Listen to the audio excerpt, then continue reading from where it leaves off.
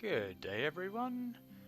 This is FriskyDingo Tactics playing Swordhaven Iron Conspiracy. Okay, let's jump straight back in. Okay, so now that we have rested, guys, I've got a plan. I know it's a bit all over the shop, but we go back to the first area and we start from the beginning. Go through the houses one by one, collecting the quests.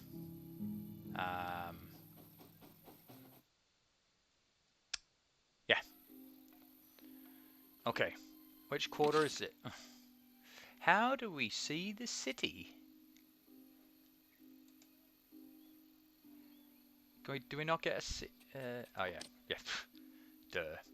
Alright, city's outskirts. Okay, so this is I'm on it.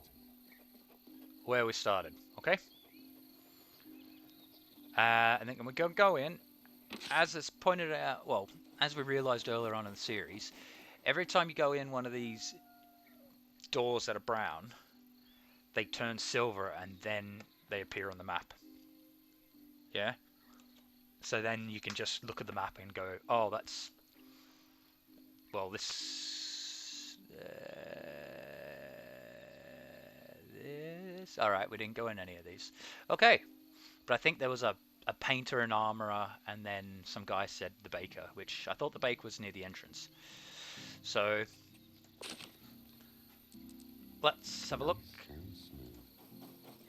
Talk to everyone.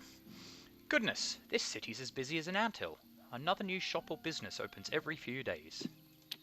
Okay.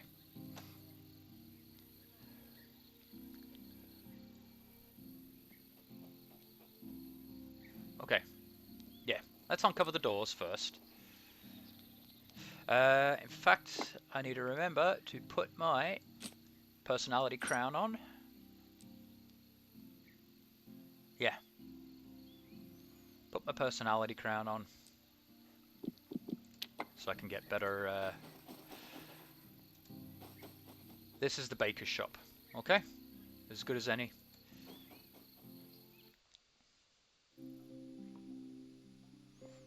Okay, there's a man. Did we learn before that the baker was a rumor that the baker was a spy master? Like the Emperor's spy master or something. Okay. Wietzo the baker. From the moment you stepped into his pastry shop, the dough pounders kept a chary eye on you. Name's Wietzo, sir, head baker. Can I help you?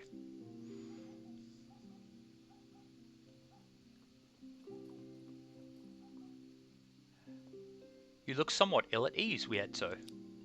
Me? Nay, nay. It's the flour, sir. Makes me pale as the ghost of Saint Zorn. Zorn. He chuckles uneasily. Say, did you happen to spot any militia outside? He pauses. I heard some kind of ruckus about an hour ago. Ahem. Just wondering if you noticed anything.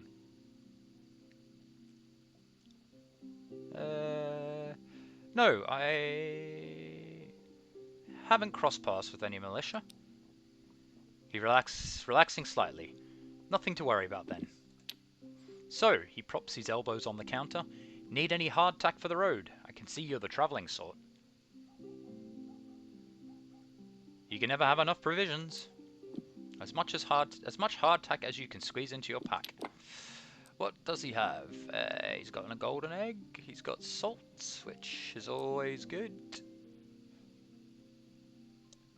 Salt's actually much better to buy, to be fair. I'll take 2 salt and see if we can give him some knickknacks, some crap to...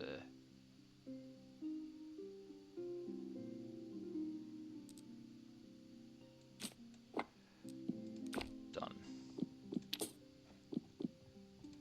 Brilliant. Okay. No, my haggling's a bit crap still.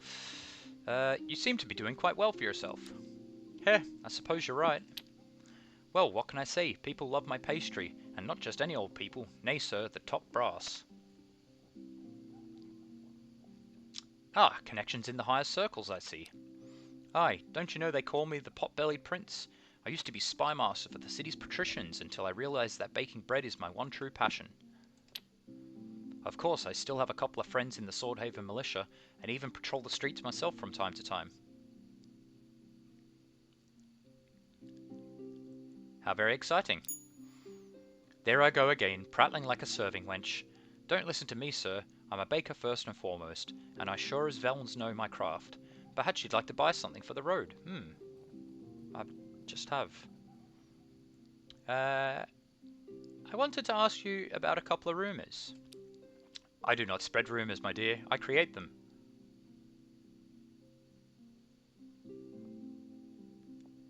Nod and take your leave. Good day to you.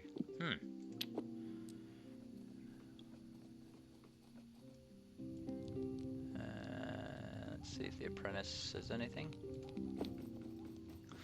Baker's apprentice. This young man speaks in a voice tinged with apprehension. Hello, mister. You better talk to the chief if you want something. Safer that way. Don't you work here? Aye, he stands to attention.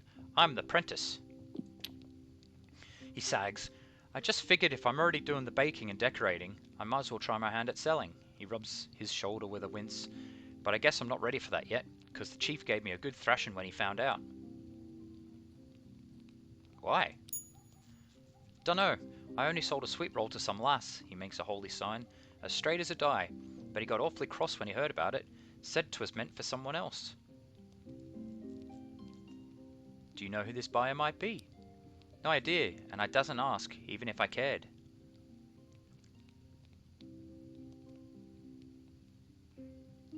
In my opinion, he was wrong to punish you. You're probably right, mister, he shrugs with a sigh. Listen, this apprenticeship's too important for me, so don't go bothering the chief about it, okay? So is your baking any good? Uh-huh, absolutely. It's so popular, we even have folks coming around at night. I don't know who'd want a kringle or a loaf of bread during the witching hour, but I swear up and down it is so. Sounds yummy. What's your name? Mesecles. He bows clumsily. Son of Skolotai. Okay. I have a couple of questions about the city, Mesecles. Oh, nay, nay, nay. I know nothing about it. Try asking the chief or some other tradesman. Perhaps I will. Farewell. We have the finest breads and cakes in town.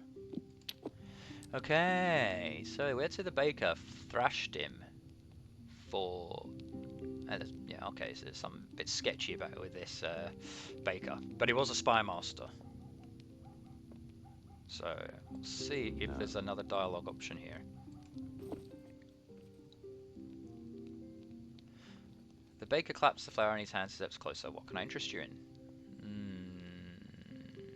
No, nothing yet. Okay. Let's go upstairs.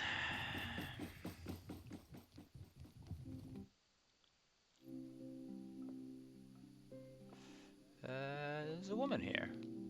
Oh, gingerbread cookies recipe. If it's green, I'm keen. Oh, so... okay. Alright. So, I must have forgot to read this. Song of the Dragon Prophet, a small poem written in a neat priestly hand. Obliteration we once faced, while trekking through the endless waste, our very memory erased from crumbling page of history's tome. When came to us a guiding light, as we diminished midst our flight, in majesty with grace and might, the dragon shall lead us home. Bright jewel across the glinting sea, a land of possibility, where darkness lurks, but men are free to seek each one his trail to blaze. We lift our voice in one accord, in reverence to the Dragon Lord, to serve him well with wit or sword, beneath the wisdom of his gaze. And who in faith or hubris dares to delve the long-forgotten lairs, equipped with naught but steel and prayers, against the beast foretold of yore.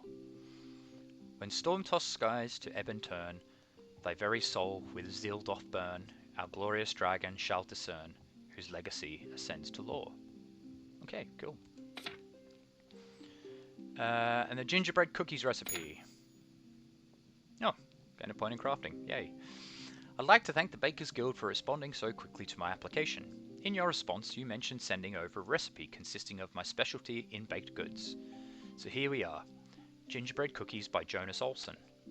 Pour into a saucepan 1 3/4 deciliter of water, almost 1 deciliter of syrup, and 4 3/4 deciliter of sugar.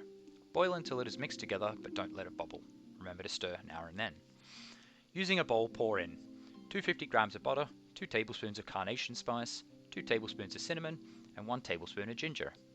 After that, you pour the boiled mix into the bowl so the butter melts and stirs. Prepare around 13 deciliters of flour and pour it in, mixing around 5 deciliters at a time. While you are doing that, mix 1 tablespoon of bicarbonate into the flour. Let the dough cool somewhere cold, but not freezing, for at least 6 hours. When the dough has cooled and hardened, roll it out, not too thin, and cut the shapes you want, then place them on a tray ready for the oven. Heat the oven to about 200-225 degrees Celsius and cook each tray for about 5 minutes. Check now and then to be sure. With regards, Jonas Olsen. Cool.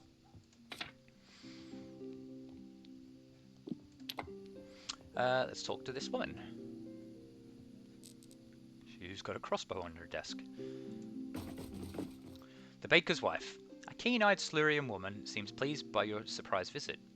Ratalano, stranger. Fancy helping me with a little mystery? I'm listening.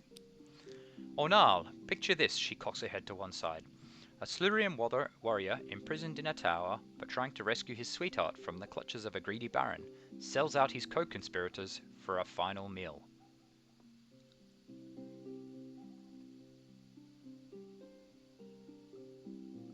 Keep going. But here's the good part. The other conspirators couldn't be found, and when the baron's men rushed up the tower to confront the warrior again, the cell was empty. All but one bar on his window was sawed clean through. Only a half-eaten loaf of bread and a single link of blood sausage was left. Why might that be? His friends must have baked a file into the bread and threaded a rope through the sausages. The warriors filed down the bars, except for the last one, which he used to anchor the rope, and climbed down the prison wall to freedom. She wrings her hands. Is the twist that obvious? Back to the drawing board, I guess.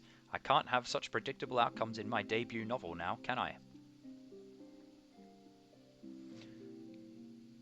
The average reader would never see it coming. Is that so? No, now it seems completely obvious. Oh. Sorry guys, that is Mrs. Dingo Tactics calling. I will return her call in 20 minutes. Is that so? No, now it seems completely obvious. That depends on what happens next. Wild stab in the dark. Just one moment, guys.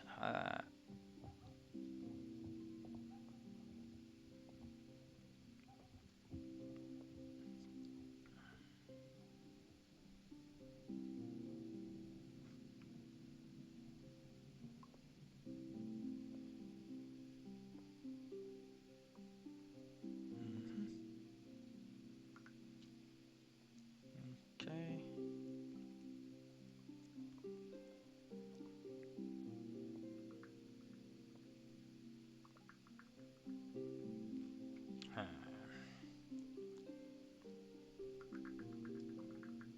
Okay.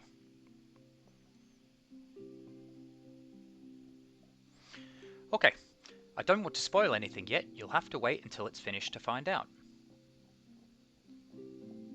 A wild stab in the dark. Do the bad folks die and the good folks live happily ever after? You watch the colour drain from her cheeks. I assure you it's not exactly like that. Can I ask a couple of questions then? Maybe later. At least tell me your name. Arkazani. I know, it's difficult pronunciation for the slurs again. You can call me Arka. I'll talk to you later, Arka. Ratalano. And there's the chart. Mum won't let me near the docks. She says there's people there who kidnap girls, but I really want to look at the ships. Okay, so I've got an aspiring novelist in The Baker's Wife.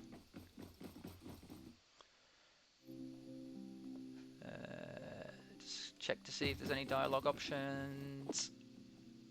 Nope. Okay, so a little bit of a few kind of things there.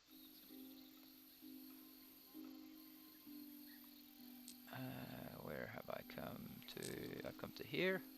Went out the other door. Okay. So let's talk to this man here. This unwashed vagrant sits with a knotted staff at his crooked feet, pewter cup trembling in a mangled hand, hollering at passers-by. Alms, alms for a poor veteran, I pray thee. Take this coin, old man. May it make your day a little easier. Ah, blessings of Saul upon thee, he squints slyly and whispers. Double your donation and I might be able to repay ye. Okay, alright. Very well, here's another dinar. Goody goody. After snatching the coin, he draws a faint glowing blue crystal from his pouch, an item exceptionally rare and outright banned across the Empire. Okay. Since you're so kind, I'm offering this glowy thing at a steep discount. 30 dinars and not a coin more, just for you. What is it? She's a proper old magic stone, shines like the stars themselves, and solid as the Emperor's word, rubbing his jaw. Learned that the hard way. A kindly lass threw me a sweet roll the other day. As I bit into it, I had to say bye-bye to me last front tooth, but hello to this little thing. 'Twas baked right into the dough. Aha.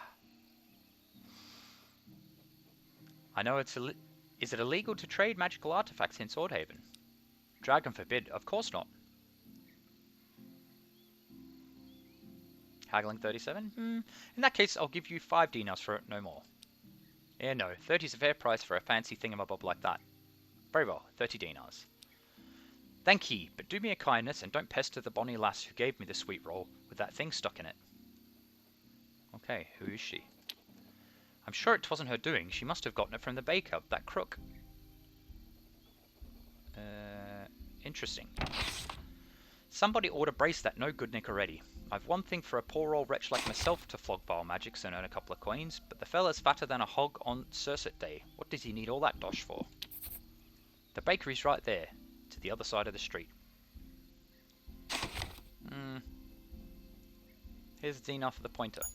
Thank you, kind sir. What war did you serve in? The barbarian wars, obviously. 'Twas a fairer time back then. There was a line drawn in the mud betwixt man and savage, and folks like me protected it with our lives. Now you can witness the fruit of me good labours. He almost snarls at Keteran, who doesn't even bat an eye in response. Wild ragamuffins roam in His Holiness's glory city. Petui. What's your name, beggar? Nabag, sir. Okay, got it. Take your leave. Alms. Okay. So we could go back to the beggar now, but I want to kind of move on and uncover a bit more of these doors, because as you can see, we can... Oh. How? That's strange. Is that a thing? If I just go over a door, will it just send me straight into the building?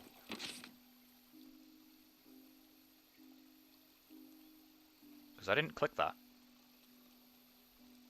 No, it's not. Okay. Let's start on this one here. Guard. Talk to the guard first. The guard scans the street with a bored expression. Now don't go causing any air. You know the drill. Do you know where I can find Agranat the Enlightened? You need healing? Well, you're in the luck, Master Agranat rents the second floor. You need healing? Question. Well, you're in luck.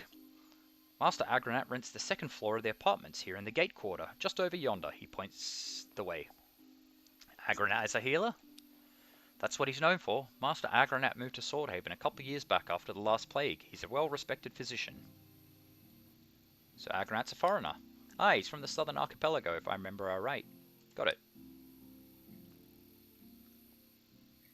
Okay. Turns to you. See? Okay. Any fresh gossip floating around? It's been whispered that there's a society of sorcerers hiding somewhere in the city. A load of old cobblers, if you ask me. Magic isn't real. Only children and illiterate Burks believe in it. What do you think about the magical artifacts trade? Why do you ask? No. No reason, just asking. Duh, it's illegal everywhere in the Empire. Alright, I'll be on my way then. He throws you a last look before returning to his patrol. Okay. That's, that beggar lied to me.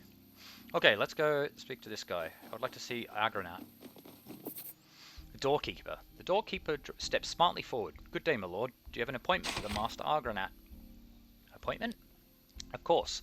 The good doctor is much too busy to allow just any old vagabond in to see him. Good thing. I already have an appointment. Hi, my lord. May I ask your name? Certainly. He takes out a notebook.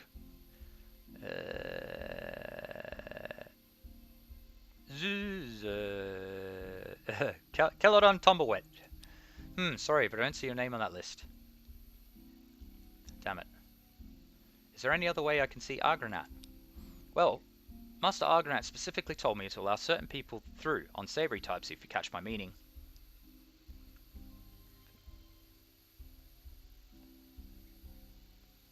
Okay, please, I have urgent business with him. Failure.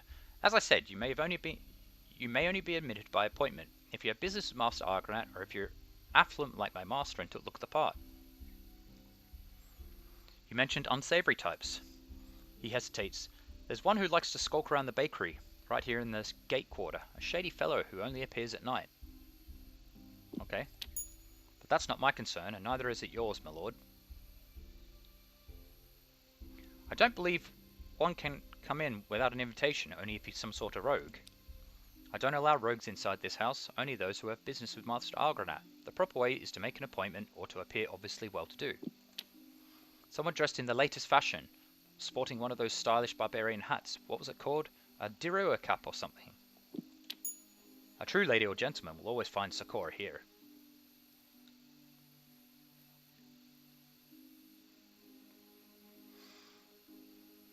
What if I pay you? Okay, let's talk about something else. I have a few questions about your master. He's not really my master. Master Teta is the actual owner of the house. He's visiting the mainland at the moment. Master Agranat is renting the apartments temporarily. I stand guard against the swinish multitudes. What does Agranat do for a living? He's a well-respected physician. All of Swordhaven's bigwigs come to him with their gouts and hay fevers. Where does he hail from? Never asked, but if I were to guess, I would say somewhere in the south. The distant southern archipelago, perhaps, near the sacred lands of Arkal. Is there anything odd about him? He's made friends with, or more precisely, has business with, some very weird characters. It's not my place to speculate, but perhaps they supply chemicals for his medicinal experiments. I see, now let's change the subject. By the way, what should I call you? Durovius, my lord. I'll leave you be for now. I need a hat. Okay, active. Swordhaven 2. Swordhaven Gate Quarter. Making some dough. One of the Swordhaven's beggars found a rare magical crystal. This could be suggested a local baker put it delivery for a reason. This could be a lead.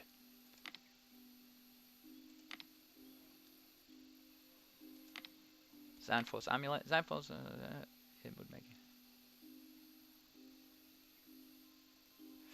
Okay, so I need a barbarian hat.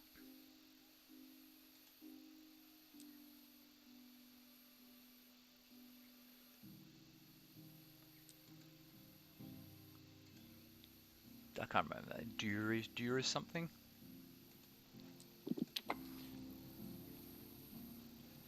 Is it? No. Conversations? No. Battle messages. Player messages. No. Okay.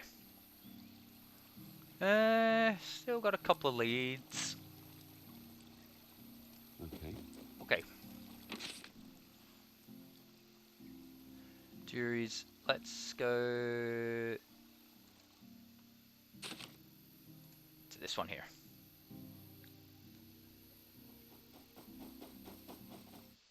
There might be a tailor in this area. Okay. Workbench, nails, drawer knife. Could be a carpenter. A man. Guld's the furniture maker. The gloomy gentleman at the table gazes hazily in your direction and intones, "All the furniture one might require. I'm Master Golds at your service." "What are you selling, Master Golds?" With a slightly more enthusiasm, "I offer furnishings for houses, manors, and castles. I also have familiar ties to the Masons Guild, so I can arrange some reliable workers for a reasonable rate." "Oh, let me have a look at your catalogue then. Right now, I've got pieces in my warehouse for one of modest means for 500 dinars, fitments for a prosperous merchant for 700, and movables fit for a nobleman or affluent preacher for 1,000. He takes out a notepad. "Do you have a house?" "Not at the moment." "No problem. I can hold on to your order until you've found something. We'll then send the furniture along with a brigade of fellows from the Masons Guild to get everything set up. My brother-in-law's high up with them, you know." I'll think about it." He lets out a tragic sigh. "You seem to be a bit low in spirits. What's troubling you?" "I'm simply tired." "Tell me what furniture styles you specialize in." "I do everything. Modest furniture, merchant and noble fittings, even items suitable for a temple." "Tell me about the modest option." "Only simple red pine with no embellishments, but don't worry, the furniture's still sturdy and treated with an insect-repelling mixture. Though it's not the prettiest, it'll serve you well for many years." "Tell me about the merchant option." "I used Nova Draconian cedar for that set, strong, reliable, and beautiful if treated properly. Also, my friends from the Masons Guild will tile your walls with Zunfarian tile. I hear it's all the rage back on the big land." "And the noble option." "The furniture is carved from mahogany and ebony. Of course, every piece is ornately carved, we spare no expense. And to top it all off, my friends from the Masons Guild, in cooperation with a local clothiers, will decorate your living quarters with wallpaper and red velvet." "Tell me about the temple stuff." "Umbrella pine, one of the 12 sacred trees alongside old cedar and redwood, is used to craft simple but reliable furniture. The walls are painted by our talented artists from the Painters Guild in association with the good folk from the Masons Guild." "Got it. Let's change the subject." Well, I guess it's time for me to go. Let's go upstairs.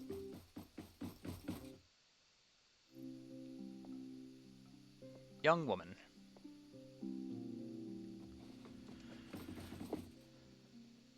"Alas, a remarkable beauty, which remains unfaded beneath her expression of sad surprise, throws you a quick glance. By the gods, don't linger here, stranger. I don't want to upset my dear sister." "Why would she be upset?" "Oh, you know," she lowers her gaze. "Anytime a stranger talks to me, she thinks him either a suitor or suitor's messenger, calling me to run away with him." "It's not unusual for a young woman to have suitors, is it?" "No, it's not," she sighs. "But she's the older sister, and no one's showing any interest in her hand, so she's consumed by envy." "Your sisters, you ought to mend your bond." "If only it was that simple," she shakes her head and smiles. "Ah, don't listen to me blathering on. I know she still loves me deep down. By the way, what should I call you?" "I'm Limmer, daughter of Golds and Golter, sister of Lummer." "I have some questions for you, Limmer." "Very sorry, but no, I don't want to be seen in another's company just now," she whispers, an apologetic smile. "In that case, I shall take my leave. Goodbye." Young apprentice. "You need to talk to my master if you're after making a purchase." And is this Lummer? See what's out there. Oh wow. Woman. A corpulent woman of indeterminate age lisps at you. "Oh, hello. Who are you then?" "I'm FriskyD of Amberdale. What about you?" "Name's Lummer, but I won't waste my precious time talking to a stranger, especially one with a name as weird as, FriskyD of Ambervale." "Oh well, can I have a couple of questions for you, Lummer?" "I don't talk to adventurers, not since that vagabond cursed me with this fex ointment." "What vagabond?" "Pigidius the Wise they call him, or something like that." She stomps her foot. "He's a charlatan, and deserves a good flogging." "And what's the ointment story?" She turns and lifts her braids to bear a wart-riddled widow's hump. They used to form the dragon sign on my skin, but then I met this filthy vagabond offering so-called miracle cures for sale. Naturally, my boneheaded sister was seduced by his promises and tested the concoction on me. Lo and behold, half of my precious warts fell off that same night. Now I'm no longer blessed by the gods, but cursed with ugliness." Most folk don't like warts. That's not what I heard. Most people do like warts. They just pretend they don't. Mama said so. Alright, maybe we explore a different topic. You best do your own exploring, adventurer. Don't be hasty. I have a couple more questions for you. Gah, I thought we'd already been through this. I don't talk to travellers. Not since that vagabond cursed me with his fex ointment. Okay, I'll take my leave. What a strange... Yeah, weird. Swordhaven's gate quarter. I'm on it. Okay. Alright. Cabinet maker. Okay. So, we need a hat, but let's...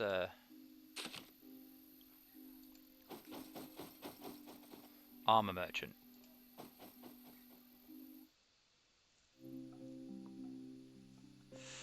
Okay, armor merchant. The stocky bearded fellow sets down a small hammer he was using to knock dents out of a cuirass, and in a booming voice he says, "If you're seeking armor, you've come to the right place. I've got the finest gear this side of the stormy sea, sturdy as a mountain and built to last." Sounds good. Let me see your wares. Protective gear to keep you alive in a fight. Alright. Cool. Very expensive, but cool. A chain shirt. Ooh. That's affordable. A kite shield. Cavalry helm. Alright. Tabby boots.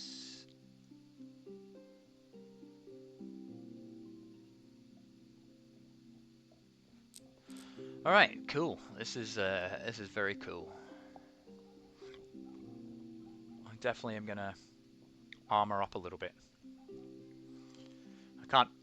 Probably can't afford like some crazy stuff like this, but I can definitely afford a chain shirt.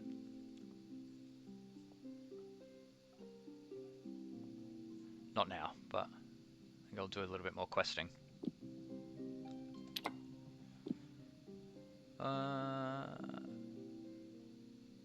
Is there a high demand for good armor these days? With all this ruckus about barbarians gathering in the west and those pesky northern barons stirring up trouble, you can bet your favourite helmet there's a high demand. I'm not saying that's a good thing, mind, but when I say life gives you challenges, turn them into opportunities. I want to ask you about this part of the city. The gate quarter's a decent spot, hardly touched by the last plague, and that, my friend, counts for a great deal in my book. I see. By the way, I don't think I caught your name. Aye, it seems I forgot to properly introduce myself. My name's Bruno, at your service. Nice to meet you, Bruno. I'll see you around.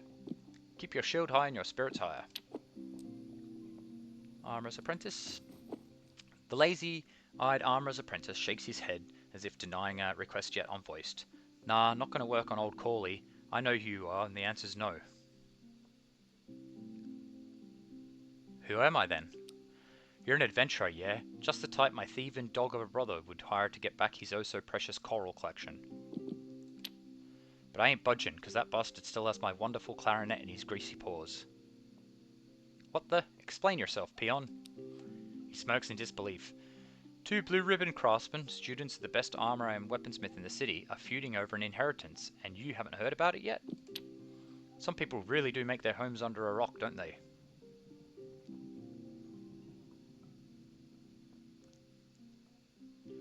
Look, I'm sorry I haven't heard about this quarrel. Can you give me the short version? He sighs. Before our clan became famous for its can-do attitude, we were the talk of the town thanks to our mum's knick-knack collection and the house of ill repute she ran. Ahead of giving up the ghosts, she decided to divvy her collection between her 3 sons. I got an awesome clarinet made by the music god himself, and my brother got the sea god's corals. What did the third brother get? That poor dope, the runt of the litter. Ma left him the portside brothel. Acquiring a profitable business sounds much better than corals or a clarinet. Yeah, right, as if owning a flourishing cat house is a good thing. Think of all the taxes and racketeering. Now corals you can stare at, and the clarinet is double the pleasure. I can both stare at it and make it honk. Who is this music god you speak of? Hello, everyone knows the music god. He made the birds chirp and the men bonk rocks together. That's how the world as we know it was born. Never heard of any god of music, and I know a thing or two about the subject, says Fiona. I bet you don't know a single thing about music, let alone two. Which sea god are we talking about? You say that like there's more than one ultimate sea god. Granted, his stuff ain't shite compared to the clarinet, but he turned some seaweed into purdy corals, so there's that. Who's the music god? Okay, we already went through that. Alright, go on. Anywho, we're all pretty happy with the loot at first, but then I decided to pay my brother a visit at the weapon shop where he's an apprentice, and take a gander at them corals. But he wouldn't let me near him, said Mum was wise enough to make him their protector, and wouldn't so much as let me take a peek, he shrugs. So I stole those corals, yes I did. Just to teach him a lesson. Then before I could give him back, he barged in here and stole my beautiful clarinet. Now I'm awful cross with him. I can do something about that. Thank you, my brother Clory will be at his master's, the weaponsmith's house. Get me back my precious clarinet, please. Can I bother you with a couple of questions? Nay, he points at the chainmail coif. These rusty patches won't clean themselves. Our customers require quality protection. That's what the master always says. Oh well, take your leave. Don't forget, we make the best armor in all of Swordhaven. Cool, armor. Nice and smooth. Child, do you know how to juggle? I want to learn so I can perform for my mum and little sister. Steel ingot is green, so it's not stealing. Smakovka, I think I've got loads. Let's go upstairs.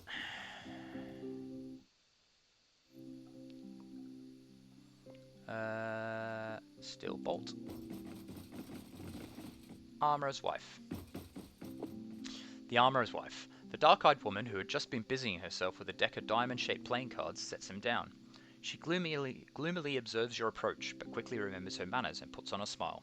Good day, traveller. That's quite the deck you've got there. Meh, it's nothing special. Do you mind answering a few questions? Sorry, I'm not up on the latest gossip. It's not but something awful happening near or far. Can I at least ask your name? You can, and I'll even tell you. It's Vika. Nice to meet you, Vika. I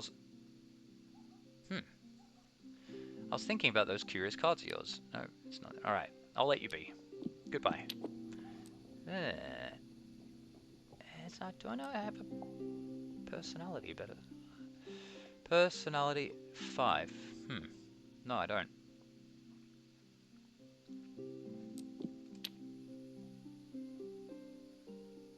Child. I never talked to someone like you before. Okay.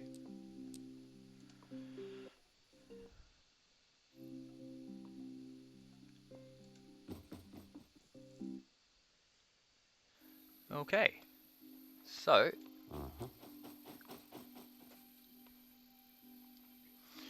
Swordhaven Gate Quarter. Okay, guys. I think we will leave it right there.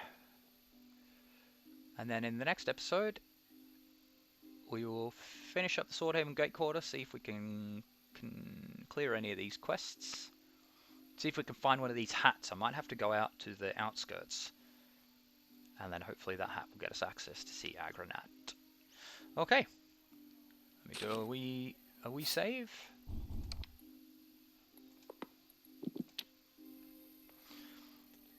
Awesome. That is FriskyDingo Tactics playing Swordhaven Iron Conspiracy, guys. I will catch you on the next episode. Peace out.